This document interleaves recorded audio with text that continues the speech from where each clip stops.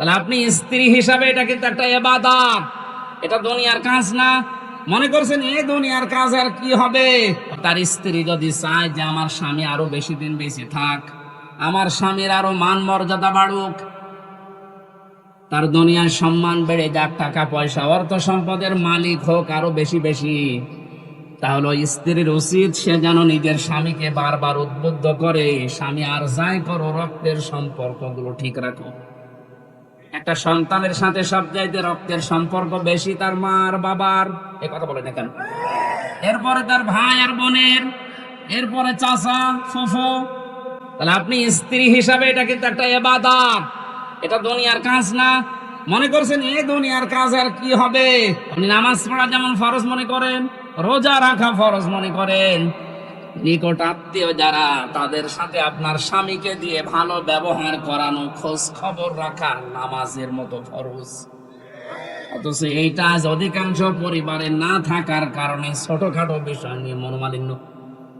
অনেক সন্তান আছে মা বাবার পরিচয় দিতে চায় না, কথা বলে না, চাচার সাথে কথা বলে না, ফুফুর সাথে খোঁজ খবর নেয় না, অথচ ধর্ম আত্মীয় পাতিয়েছে সেখানে মাসে 2 বার যায়, আর নিজের আপন ফুফু গরিব দেখাও করে না, খোঁজও নেয় না। না, আপনার নামাজ কবুল হবে না, আপনার এই বোরকা পরা পর্দা করা বেকার হবে। আপনি মনে করছেন এটা দুনিয়ার কাজ? নামাজ পড়েন 6 ওয়াক্ত তাহাজ্জুদ মিলে, তা বোরকা পরেছেন একেবারে 14 হাত, অথচ আপনার মিল নেই ফুফু শাশুড়ির সাথে, আপনার চাচা শ্বশুরের সাথে। আমি কি আর কি মারছি বলেন? হাজারো পরিবারে এরকম নেই। আমার বিশ্ববিদ্যালয়ের স্যার ছিল হাদিস বিভাগে, ডাক্তার আব্দুল্লাহ জাহাঙ্গীর। উনি বলছিলেন এক চেয়ারম্যান গেছে খুলনায়, সারাদিন কাজকর্ম করার পরে খুলনাতে ছেলের বাড়ি, ওখানে উঠেছে। রাত একটু বেশি হওয়ার কারণে বাবা বলছে, সন্তান আমি চলে এসেছি, একটু রাত বেশি হয়েছে, কিছু মনে করো না। বলছে আসেন বাবা। ভেতরে নিয়ে স্ত্রীকে বলছে আমার বাবা এসেছে, রান্না করো। স্ত্রী বলছে না আমি পারবো না, আমি সেই সন্ধ্যা থেকে রাত 11টা পর্যন্ত সিরিয়াল দেখতে দেখতে পারবো না। অন্তর্বর্তীকালীন সরকার আসার পরে এই জিনিসটা অন্তত মাফ হয়েছে, ভারতের সিরিয়াল গুলো বন্ধ করে দিয়েছে। এখন আছে আর আমার মনে হয় অনেক মহিলা বড় দোয়া দিয়েছে দিক, যেই বলেছে পারবো না ওগুলো আপনার বাবা, আপনি রান্না করে খাওয়ান। চিন্তা করছে এখন যদি মারধর করে, উচ্চবাচ্য করে আমার বাবা আবার জেনে ফেলবে। ঠিক আছে কিছু না বলে বাবাকে বলছে আব্বা তুমি কি খেয়ে এসেছো? ছেলের বাড়ি কেউ খেয়ে যায়? অত সব কথা শুনে ফেলেছে, লজ্জার খাতিরে বলছে ঠিক আছে খাওয়া লাগবে না, আমি খেয়ে এসেছি। রাত 12:30টায়, মাত্র 1.5 ঘন্টা পরে এসেছে। আর একটা ছেলে এসে কলিং বেল চাপ দিয়েছে, বাইরে যে দেখে ওর ছোট শালা। বলছে দোলা ভাই চলে আসলাম, আসো তোমার দিয়ে খেলা শুরু হবে। স্ত্রীকে বলছে ওঠো, না তোমার ভাই এসেছে। এবার উঠিস, আমি একটু বাড়িয়ে বলছি না, ভাই এসেছে এবার উঠে রান্না বান্না করলেন। আগের যেটা ছিল ওইটাও যদি এই আচরণ করতেন, আমার মনে হয় কোন সংসারে বাংলাদেশে আলাদা হইতো না। আপনার মনটা এত ছোট কেন? একটু বড় করতে পারেন না? আর শুধু এই ক্ষেত্রে স্ত্রীরই দোষ না, অনেক মা বাবা আছে নিজের মেয়ের ভুল হলে মাফ করে দেয়। আর পুত্রবধূ একটা লোকের মেয়ে, ওর পান থেকে চুন খসলে আগে ছেলের কানে কানে তুলে দেয়। এটা মা বাবা না, এটা ডাইনি। এ মরণের সময় বেঈমান হয়ে মারা যাবে, শ্বশুর শাশুড়ি ঈমান পাবে না। কারণ কষ্ট দিয়েছে মানুষকে। কাকে? যার অধিকার নষ্ট করেছেন, কষ্ট দিয়েছেন, আগে তার কাছে মাফ চাবেন। সে যদি মন থেকে মাফ করে দেয়, এরপরে আল্লাহ মাফ করবে। সুতরাং এরকম শ্বশুর শাশুড়ি এই ডাইনি মার্কা আছে না নেই? কারা আছেন এরকম? হাত তোলেন তো। একজন এই লোকটা মরণের সময় ঈমান পাবে না, ও বেঈমান হয়ে মরবে। কারণ ওর দ্বারা ওর পুত্রবধূ, ওর বেটার বউ খুব ঝামেলায় আছে। সাতক্ষীরাবাসী রান্না বান্না যখন কমপ্লিট করেছে, ছেলেটা ডাক দিয়ে বলছে আব্বা তোমার বৌমা রান্না করেছে, তুমি ওঠো। বাবা কিন্তু সব শুনতে পেয়েছে, ডাক দিয়ে বলছে, সন্তান আমার খাওয়া লাগবে না, তোরা খেয়ে ঘুমিয়ে পড়। সকালবেলা ব্যাগ গুছিয়ে বাপ চলে যাচ্ছে, ছেলের সামনে গিয়ে বলছে, আব্বা চলে যাও মানে? তোমার বৌমা রান্না করছে, খেয়ে যাবা না? চোখের পানি ফেলে দিয়ে বাবা বলে, সন্তান আমি যেদিন তোর শালা হব ওই দিন খেয়ে যাব। শুধু হাসির খোরাকি না, এটা বাস্তবতা। শুধু আমার ওই কুষ্টিয়া জেলার ওই চেয়ারম্যান শুধু এরকম আচরণ পেয়েছে, বাংলাদেশে বহু পরিবারে অনেক মুরব্বী এখন ঠিক ওই রকমই আছে। একটা মায়ের পেটে 8টা 10টা 12টা 15টা সন্তানের জায়গা হয়, অথচ এই মা বাবা শেষ বয়সে এসে গেলে এই 15টা বাড়ি মিলেও মা বাবার জীবন চলে না, তখন পালাপালি করে খাওয়ায়। নাউজুবিল্লাহ মিন যালিক। আমার মনে হয় মুরব্বী হয়ে গেলে এদেরকে নিয়ে এই 15টা সন্তান 5টা সন্তান এরা কাড়াকাড়ি করবে, কারণ এদের পেছনে যা খরচ করবেন সবগুলো সাদগা দেওয়ার মতো সওয়াব হবে।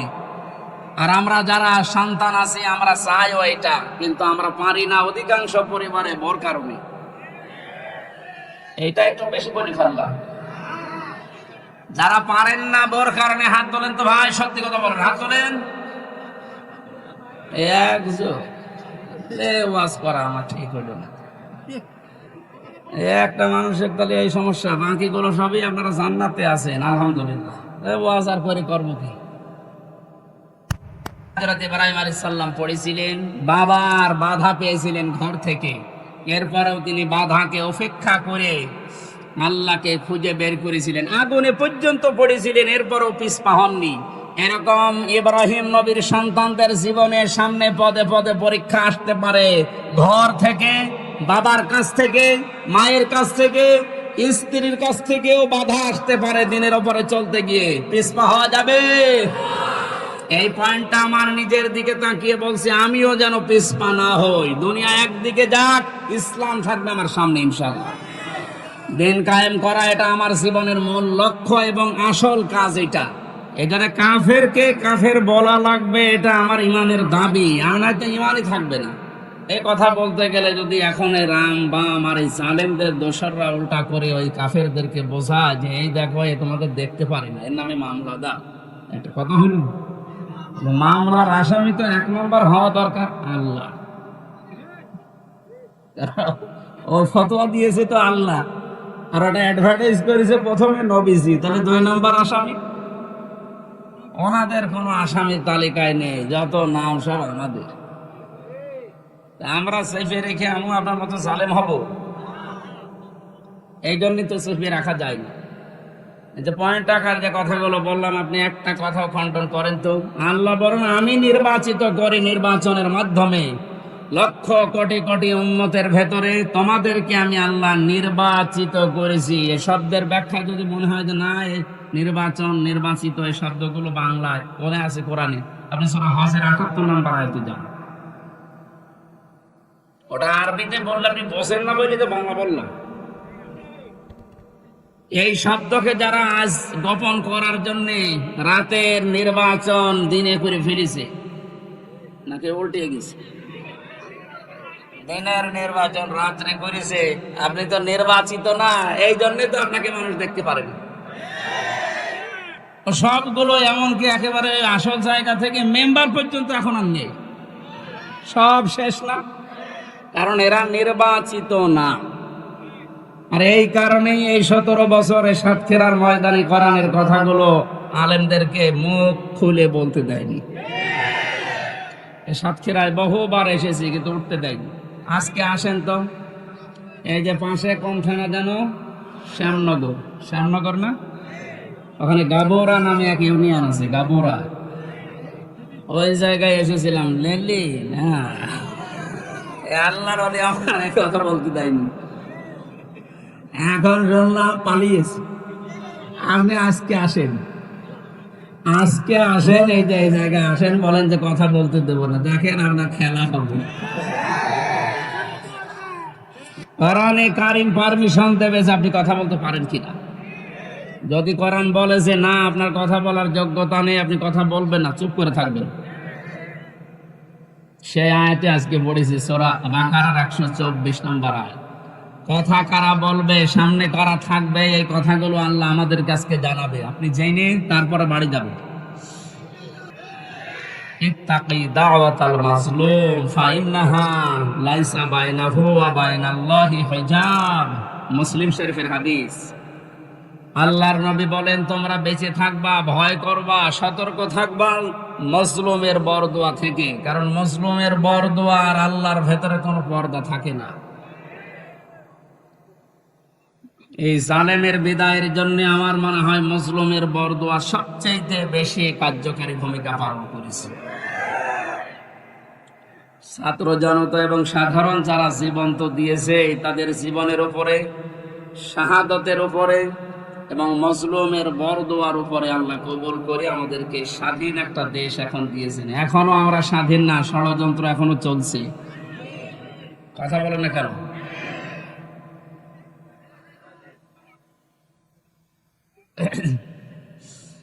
আল্লাহ রাব্বুল আলামিন এই আয়াতের ঘোষণা দিয়েছেন, তিনিই তোমাদেরকে নির্বাচিত করেছেন তার দ্বীনের জন্য। আর দ্বীনের উপরে চলতে গিয়ে, দ্বীনের কথা বলতে গিয়ে যে বাধা বিপত্তি গুলো আসবে, আল্লাহ নিজে ওইগুলো তার পক্ষ থেকে দূর করে দিয়েছেন। মিল্লাতা আবিকুম ইব্রাহিম হুয়া সাম্মাকুমুল মুসলিমিন। তোমাদের জাতির পিতা হযরত ইব্রাহিম আলাইহিস সালাম। কোরআনের আয়াতকে বাদ দিয়ে জোর করে যারা জাতির পিতা দাঁড় করিয়েছিলেন, একটা আওয়াজ দাঁড়িয়ে নেই, সব মিশে গেছে। এমনকি এক্সপ্রেস ওয়ের নাম পর্যন্ত জনগণ এখন পাল্টিয়ে দিয়েছে জাতির পিতা ইব্রাহিম আলাইহিস সালাম এক্সপ্রেস ওয়ে। খাবার পাশ দিয়ে একটা রোড গেছে, ইব্রাহিম খলিলুল্লাহ রোড। বাংলাদেশের বহু ব্রিজের নাম, বহু সেতুর নাম, বহু রোডের নাম এখন আমাদের যিনি আসল জাতির পিতা তার নামে নামকরণ অলরেডি হয়ে গেছে। এজন্য কোরআনের উপরে মাস্তানি করে কিছু চাপিয়ে দিতে যাবে না, ওটা টিকবে না।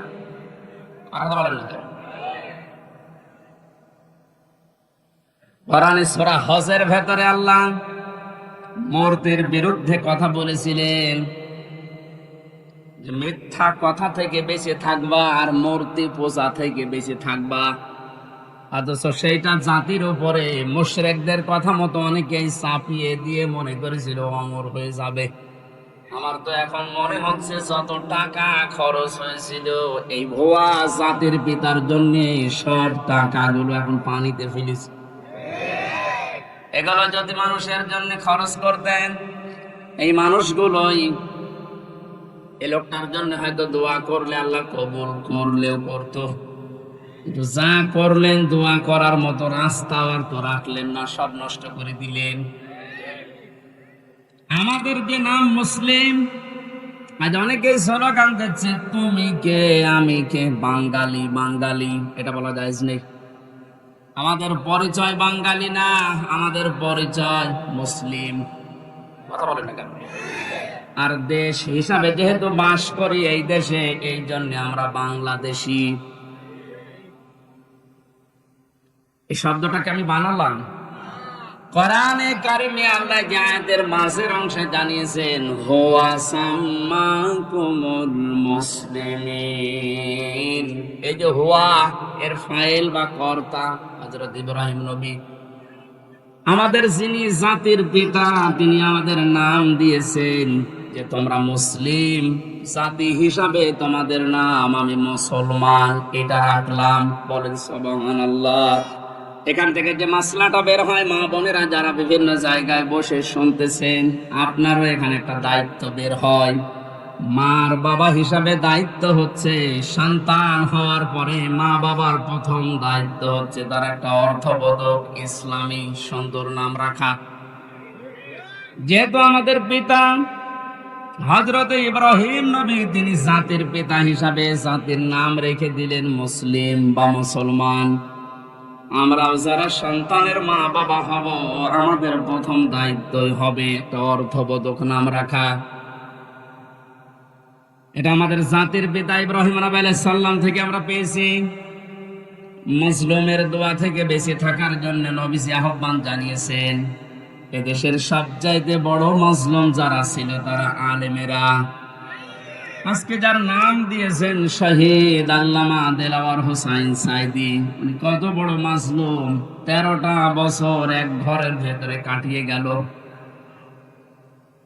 দোয়া করতেন মাঝে মাঝে, রব্বুল আলামিন আমাকে সাধারণ ভাবে মরণ দিও না, আল্লাহুম্মা ইন্নী আসআলুকা শাহাদাতান ফি সাবিলিক, তুমি যদি মরণ দিও আমাকে শাহাদতের মরণ দিও। আল্লাহ কবুলও করেছে, সাধারণ ভাবে মারা যায়নি, ওনাকে মারা হয়েছে। অন্যায় ভাবে যাকে মারা হয় ইসলামের দৃষ্টিতে তাকে শহীদ বলা হয়। কথা বলো না কেন? আবু সাইদকে যে অন্যায় ভাবে মারা হয়েছে, এরপরও যারা শহীদ বলতে রাজি ছিলেন না, এখন চাপে পড়ে তারা শহীদ বলছে। জালেম সব পালিয়েছে, আর যারা আছে সব গর্তের ভেতরে আছে। আল্লাহ বলেছিলেন না, ইন্দুরের গর্ত পাবা না, তার দোয়া কবুল হয়ে গেছে। ইন্দুরের গর্ত আর পারছে না। রব্বিলা তাযারনি আলাল আরদি মিনাল কাফিরিনা তাজ্জারা। নূহ আলাইহিস সালাম বলেছিলেন, আল্লাহ কাফেরদের একটা আন্ডা বাচ্চা পর্যন্ত জমিনে না থাকে, কারণ ওর পক্ষ থেকে যেটা জন্মাবে ওইটাও হারামি হবে।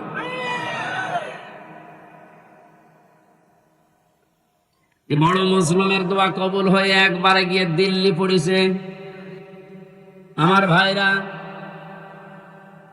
সাতক্ষীরার মানুষদেরকে, চাঁপাইনবাবগঞ্জের মানুষদেরকে, ঝিনাইদহ জেলার মানুষদেরকে বাংলাদেশের অন্যান্য মুসলমানেরা একটু বেশি ভালোবাসে, মন থেকে দোয়া করে, কারণ এরা ইসলামের জন্য যা হারিয়েছে আল্লাহ পাকের উদ্দেশ্যেই যেন তাদেরকে জান্নাত দিয়ে পূরণ করে দেন। যে আল্লাহ আমাদেরকে কোরআনে কারিমের কিছু কথা শোনার জন্য, আমাদের জাতির পিতা ইব্রাহিম আলাইহিস সালামের জীবনী থেকে হক কথা শোনার জন্য ময়দানে নিয়ে আসলেন। দিনের বেলায় আমাদের কাজ ছিল, সব কাজ বাদ দিয়ে কোরআনের এই ময়দানে যিনি নিয়ে এসেছেন, বলেন আলহামদুলিল্লাহ। দরুদ আর সালাম পড়ছে আমাদের নবী মুহাম্মদ রাসূলুল্লাহ সাল্লাল্লাহু আলাইহি ওয়াসাল্লামের প্রতি। আমরা তেলাওয়াত করেছি সূরা বাকারার 124 নম্বর আয়াত। তাফসীর আকারে কথা বলবো, যে দোয়া হবে শহীদদের আত্মার মাগফিরাত কামনা। শহীদদের মাগফিরাত কামনা করার দরকার নেই, কারণ আল্লাহ তাদেরকে নিজে খাওয়াচ্ছে। আলা তাহসাবান্নাল্লাযীনা কুতিলু ফি সাবিলিল্লাহি আমওয়াতা বাল আহইয়াউন ইনদা রাব্বিহিম ইরযাকুন। সূরা আলে ইমরানের 169 নম্বর আয়াত। আল্লাহ পাক জানিয়েছেন, হে পৃথিবীর মানুষেরা, আমি আল্লাহ যাদেরকে শাহাদাতের মর্যাদা দিয়েছি এদেরকে মৃত ভাববা না, বলবা না তো বলবাই না। ওয়ালা তাকুলু লিমা ইয়ুকতালু ফি সাবিলিল্লাহি আমওয়াত। এই আয়াত দ্বারা আল্লাহ মুখের উপরে নোটিশ দিয়েছেন, শহীদদেরকে মরে গেছে কথা বলবা না। আর এই সূরা আলে ইমরান দিয়ে আল্লাহ জানিয়েছেন যে মনে মনে ধারণাও করবা না যে শহীদরা মারা গেছে, কারণ জীবন পর্যন্ত যে লোকটা জালেমের সামনে দিয়ে দিতে পারে একে মারা গেছে মনে মনে বলো গুনার কাজ। এই জন্য আল্লাহ ওয়ালা তাহসাবান্নাল্লাযীনা দিয়েছে, মনে মনে ধারণাও করব না। খুব দামি শব্দ এটা, যার তার নামের আগে শহীদ লাগিয়ে দিলেই হবে। সুতরাং মানুষগুলোকে আমরা ধারণা যেন না করে যে ওরা এমনি এমনি মারা গেছে, ওরা তো জীবিত, ওরা আমাদের চাইতে উত্তম খাবার আল্লাহর জান্নাতের ভেতরে খাচ্ছে।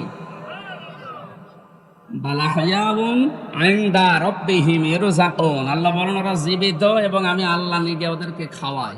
সুবহানাল্লাহ। আর যারে তারে আমি বদ থেকে ধরে এনে শাহাদাতের মর্যাদা দিয়ে দেব, বিষয়টা এমন না।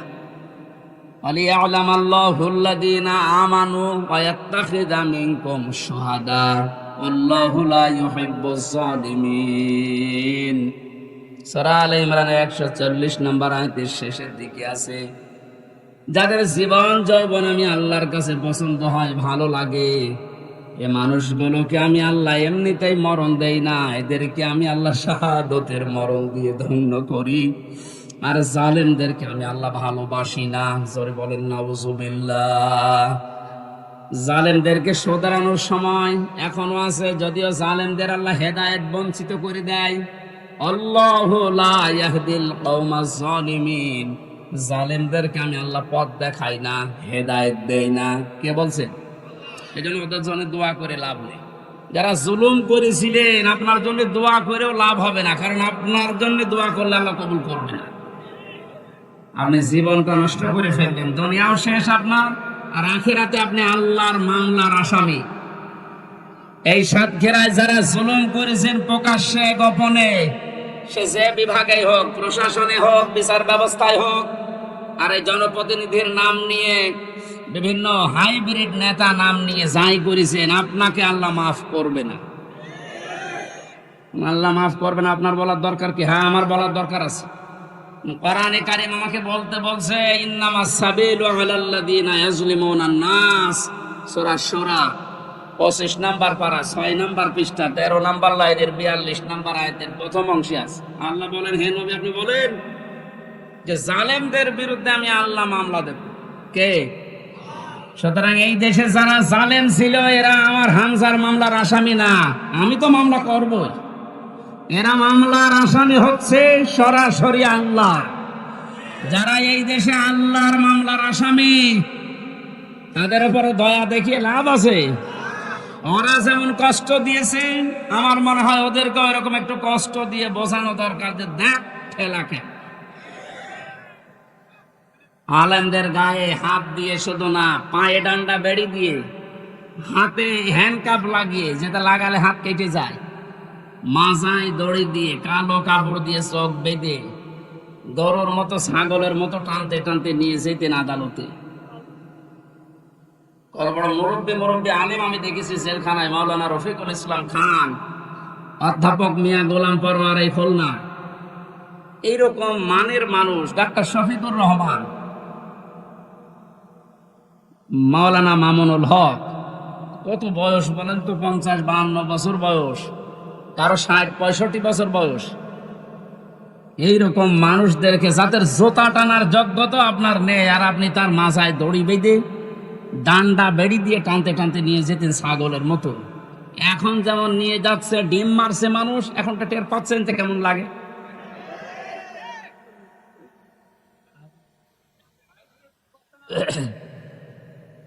এখন যে শয়তানগুলো রিমান্ডে আছে, কয়েকদিনের পত্রিকা এবং এই যে ভিডিও আসতেছে, রিমান্ডে এখন তো আমাদের মতো কষ্ট এদের দিতে দিচ্ছে না। আদালত নাকি বলে দিয়েছে ওইসব দরকার নেই, খালি এমনি জিজ্ঞাসা কর। শুধু জিজ্ঞাসা করছে তাই নাকি কাঁদছে। আর কিছু শয়তান আছে, কিছু কথা বলেন শুধু হাসতেছে, মানে পাগলের ভয় তৈরিছে। রিমান্ডে আমাদের যেভাবে এই হাতের নখ বলছে যে এইগুলো দিয়ে আমরা নখ তুলি, আমার মনে হয় ওদেরকে যদি নখ নাও তোলেন, শুধু দেখান যে এইটাই করি, ও এমনি মরে যাবে। আমার কাছের ঘরের ভেতরে মাটির নিচে যখন ওই যন্ত্রপাতিগুলো বের করে বলছিল যে এই দেখেন এইগুলো দিয়ে আমরা নখ তুলি, বলেন তো সব ওরা আর আমি একা, পৃথিবীর কেউ জানে না, সব থেকে বিচ্ছিন্ন। কেমন লাগে ওই সময়? আর আপনাদের তো তাও আদালত বলেছে না কিছু বলবেন না, শুধু জিজ্ঞাসা করবেন। জিজ্ঞাসা করলে আপনি কাঁদতেছে।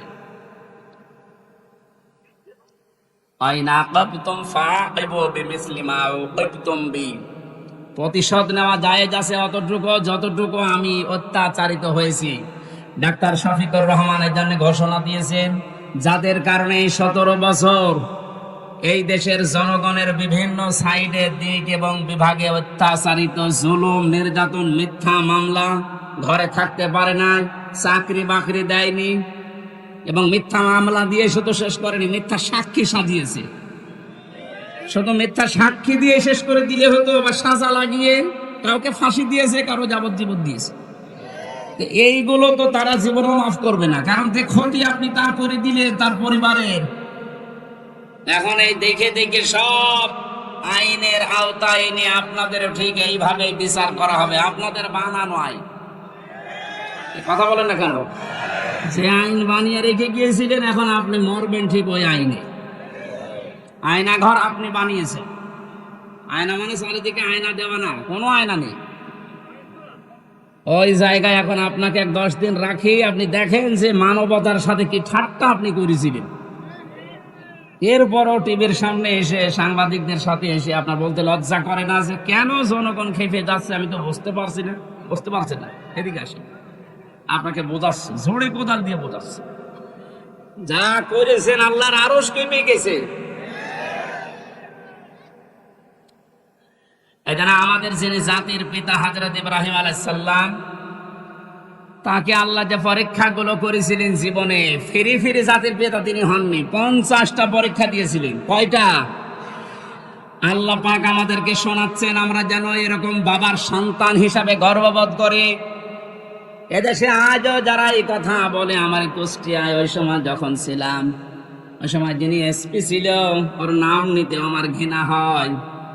এই কোলাঙ্গার ও আমার নিজের অফিসে ডাক দিয়ে বলছে, হ্যাঁ আপনি জাতির পিতা, ওনাকে মানেন না? ইব্রাহিম আলাইহিস সালামের কথা বলেন। কি গো? আমি বলি তো কোরআন বলিস। বলছে না, ওইটা বলা যাবে না। এই দেশ স্বাধীন করার জন্য জাতির পিতা যা করেছে ওনাকে ভোলা যাবে না। ভোলার দরকার নেই, ওনার কর্মকাণ্ড তুলে ধরেন। কিন্তু জাতির পিতা এই শব্দটা আল্লাহ নিজে কোরআনে জানিয়েছেন, মিল্লাতা আবিকুম।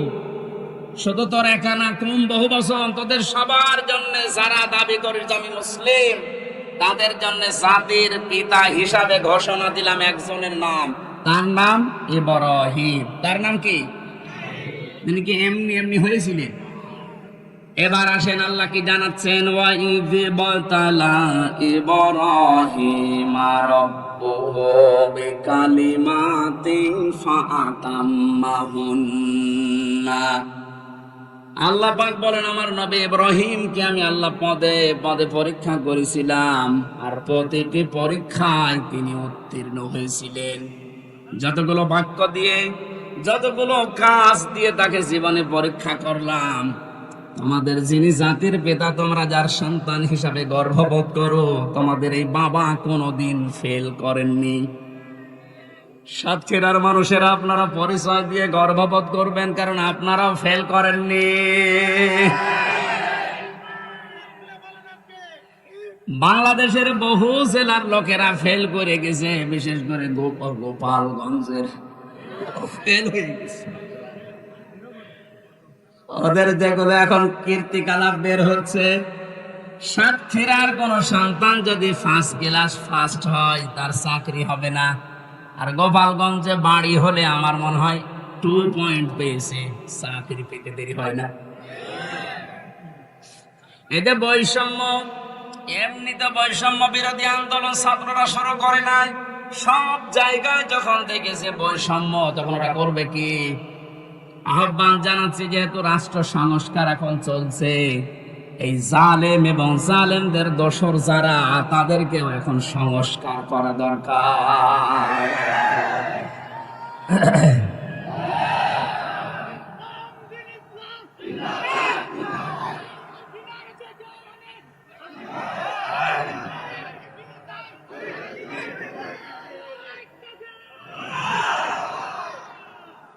সাতক্ষীরাবাসী 50টা পরীক্ষার ভেতরে আমি পেয়েছি ঈমান সম্পর্কে পুরা কোরআনে আল্লাহ জানিয়েছেন, তোমাদের পিতাকে 10টা পরীক্ষা করেছিলাম। ঈমান সম্পর্কে 10টা পরীক্ষায় তিনি প্রতিটিতে উত্তীর্ণ হয়েছিলেন। তিনি সর্বপ্রথম ঈমান আনার জন্য খুঁজছিলেন যে কাকে বিশ্বাস করা যায়, কাকে বিশ্বাস করা যায়। আকাশের তারকা দেখার পরে মনে করলেন এইটাই আমার খোদা, এইটাই আমার রব। যখন ওইটা মিটে যায়, লিভে যায়, দূর হয়ে যায়, তখন তিনি বলেছিলেন না, যেটা দূর হয়ে যায়, ডুবে যায়, এটা অস্তমিত হয়ে যায়, ওইটা আমার মালিক হতে পারে না। তিনি খোঁজ করলেন, রাতের বেলা চাঁদ দেখলেন, মনে করলেন এটা আর একটু বড় আছে, এটা আমার আসল রব।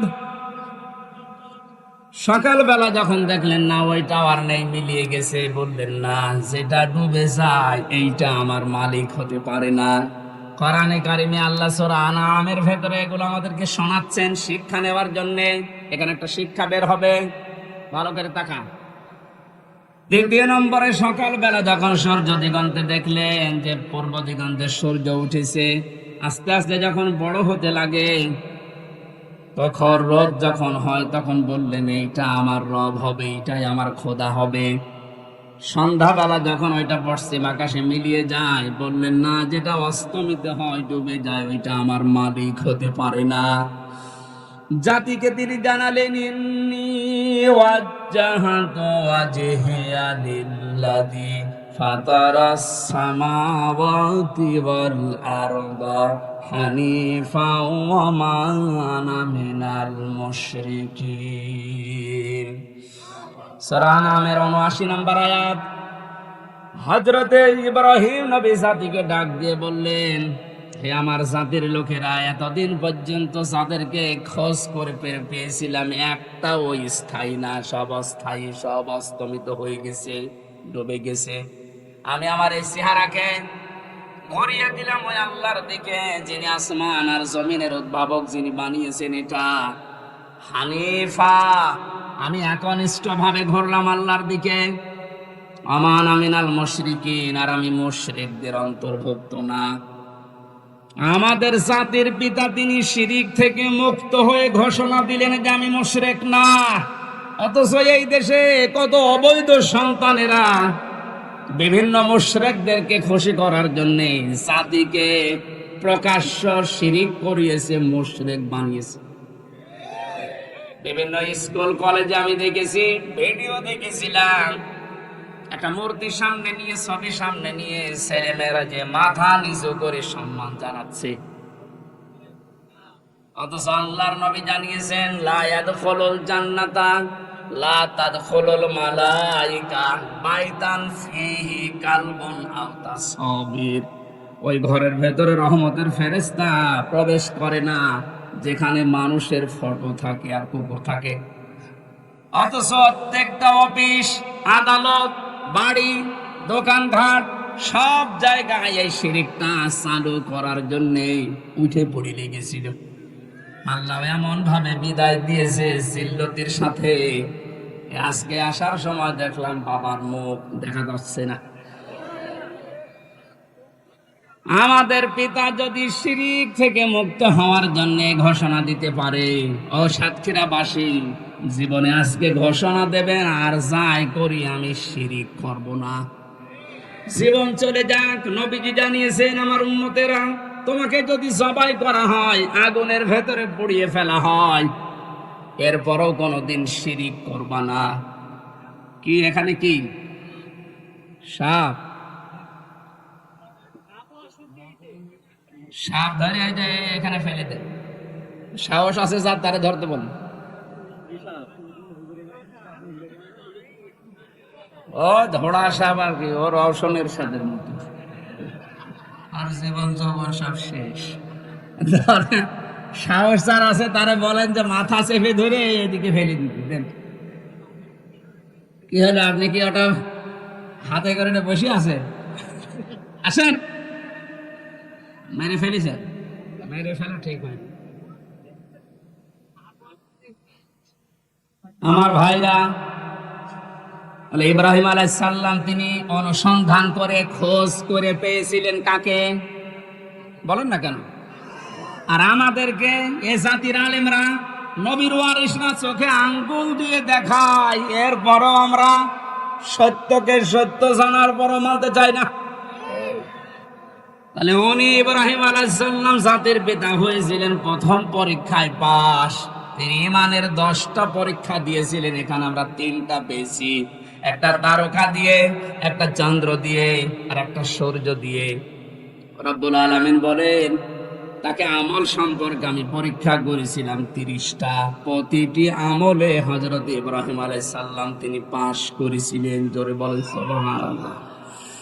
হযরত ইব্রাহিম আলাইহিস সালাম যে 30টা পরীক্ষা দিলেন আমলের, এটা সূরা তাওবার ভেতরে পেয়েছি 112 নম্বর আয়াতে 10টা, সূরা মুমিনুনের 1 থেকে 10 নম্বর আয়াত পর্যন্ত 10টা, সূরা আহজাবের 35 নম্বর আয়াতে 10টা। এখন তাফসীর আকারে যদি এক একটা পয়েন্টের উপরে বলতে যাই অন্তত 3 দিন সময় লাগবে। এজন্য সামারাইজ করে বলছি, আমরা যদি হযরত ইব্রাহিম নবীর মতো আমলেও পাস করতে চাই, সূরা তাওবা, সূরা মুমিনুন, সূরা আহজাবের যে আয়াত নাম্বার বললাম, এইগুলো অবশ্যই আপনাকে জীবনে মিলিয়ে দেখাতে হবে। আল্লাহ আমাদেরকে প্রতিটা বিষয় আমাদের প্র্যাকটিক্যাল লাইফে মেলানোর তৌফিক দিন, কারণ আমরা যোগ্য বাবার যোগ্য সন্তান হতে চাই। এমন সন্তান আপনি রেখে গেলেন, সন্তানের কারণে আজ হাজারো মানুষ ধিক্কার দিচ্ছে, গালিগালাজ করছে। প্রফেসর ডক্টর মোহাম্মদ ইউনূসকে জিজ্ঞাসা করেছে যে উনি তো চলে গেল পালিয়ে, এখন ওনার বাবার এই যে মানুষ ভেঙে ফেলছে, কি করেন, কি বলেন আপনি? উনি জবাব দিয়েছে, ওনার মেয়ের জিজ্ঞাসা করেন কি কাজ করেছে তার মেয়ে, যে সে যেতে দেরি, তার বাবা আর দাঁড়িয়ে থাকতে পারে না। আমি কি করে বলবো যে করেছে এগুলো? তার মেয়েকে জিজ্ঞাসা করেন, জবাব পাবেন। মেয়েরা পাবেন কোথায়? সে নাকি এখন ওখান থেকে মাঝে মাঝে ভিডিও বার্তায় কথা বলছে, কিছু কিছু জালেম তার সাথে কথা বলে আর এখান থেকে সাহস দিচ্ছে। আপা ভয় পাবেন না, ঘাবড়াবেন না, আপনি ঘাবড়িয়ে গেলে আমরা নরম হয়ে যাই। ওরেও ধরেছি, ওই সন্তানটাকেও ধরেছি।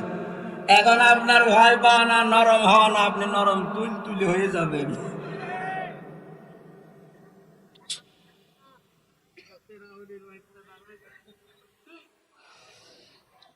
এরপরে পেয়েছে ফিতরাত বা স্বভাব সম্পর্কে তিনি 10টা পরীক্ষা করেছিলেন। এটা মারেফুল কোরআন, তাফসিরে হাক্কানি, এগুলোতে পাবেন। আমি একটা একটা করে এবার তাফসির আকারে পয়েন্ট আকারে বের করছি। হযরত ইব্রাহিম আলাইহিস সালামকে তিনি পরীক্ষা করেছিলেন, এটা আম্বিয়ার ভেতরে আছে 51 থেকে 59 নাম্বার আয়াত পর্যন্ত।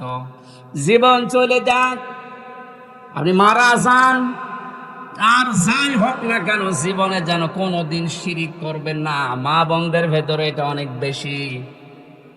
আল্লাহ যেটা পারে ওইটা অন্য কেউ পারে, এই কথা বিশ্বাস করার নাম হচ্ছে শিরিক। এক কথায় উত্তর দিয়ে দিলাম, আল্লাহ যেটা পারে ওইটা অন্য কেউ পারে, এই কথা বিশ্বাস করার নাম কি? আপনারা আমল, নামাজ, রোজা একটু কম হোক, আল্লাহ মাফ করবে, কিন্তু শিরিক করলে কোনো মাফ নেই। কথা বুঝতেছেন?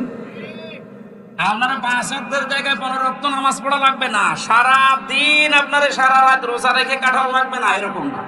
আপনি আমল একটু কম হোক, কিন্তু শিরিক যেন না হয়। এই জন্য উনি ঘোষণায় দিয়েছিলেন, ওমা আনা মিনাল মুশরিকিন, আমি মুশরিক না, আর যাই হোক আমি কি না। আর এমন একটা জায়গায় আমরা পৌঁছিয়ে যাচ্ছিলাম যে আমরা বলতে বাধ্য হচ্ছিলাম যে আমি দাদা। কথা বলেন না কেন? কি একটা মারাত্মক অপরাধ থেকে আল্লাহ আমাদেরকে বাঁচিয়ে দিয়েছেন। কিয়ামতের ময়দানে সবচাইতে বড় কঠোর আযাব দেবেন আল্লাহ মুশরিকদেরকে। ফাকাদিমনা ইলা মা আমিলু মিন আমালিন ফাজআলনাহু হাবাআম মানসুরা। সূরা ফুরকানের ভেতরে আছে, আল্লাহ বলেন কিয়ামতে যখন আমলনামার সামনে আসবে, যদি শিরিক কিছু পাই, ওটা ধুলি কণার মতো মুখের উপরে নিক্ষেপ করে বলবো তোর কোনো বিচার নেই। জোরে বলেন নাউজুবিল্লাহ। সাতক্ষীরাবাসী আমি জানি, এই সমস্ত জেলাতে ইসলামী আন্দোলন একামতে দিনের সৈনিকরা, মা বোনেরা বেশি।